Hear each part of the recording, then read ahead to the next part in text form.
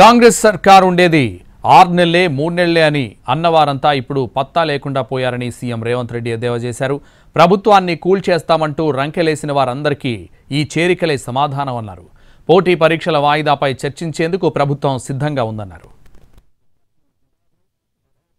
ప్రభుత్వాన్ని పడగొడతామని ప్రగల్భాలు పలికిన వారే ఇప్పుడు కనిపించకుండా పోయారని సెటైర్లు పేల్చారు ముఖ్యమంత్రి రేవంత్ రెడ్డి. పార్టీలో ఎవరు ఉన్నారో ఎవరు లేరో లెక్క పెట్టుకునే పరిస్థితుల్లో బీఆర్ఎస్ నేతలున్నారని అన్నారు. బీజేపీ బీఆర్ఎస్ కలిసి ప్రభుత్వాన్ని పడగొట్టాలని చూస్తే రాష్ట్రంలో జరుగుతున్న అభివృద్ధికి అండగా నిలవాలని ఎమ్మెల్యేలు కాంగ్రెస్లో చేరుతున్నారని అన్నారు రేవంత్. అయిపోయింది కూలిపోయింది అన్నాడు. అన్నోడు ఏడున్నాడా? ఇప్పుడు నన్ను కనిపిస్తుండా? ఉన్నాడా?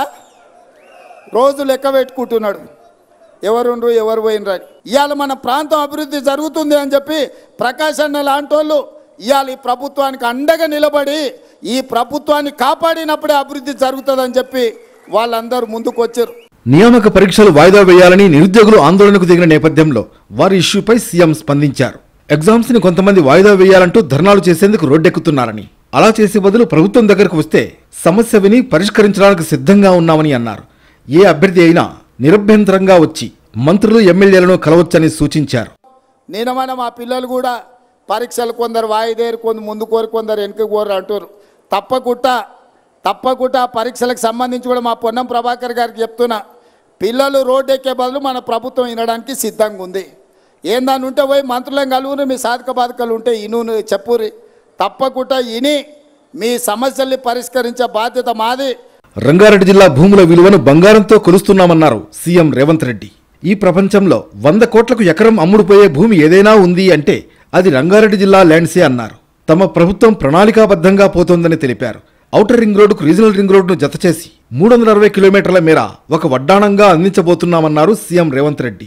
దేశంలోనే ఎక్కడ లేనంత విలువ 100 కోట్లకు ఎకరం అమ్ముడుపోయే భూమి ఎక్కడైనా ఈ భూమి మీద ఉంది అని అంటే అది రంగారెడ్డి జిల్లాలోనే అని చెప్పి నేను ఈ సందర్భంగా చెప్పదలుచుకున్నా.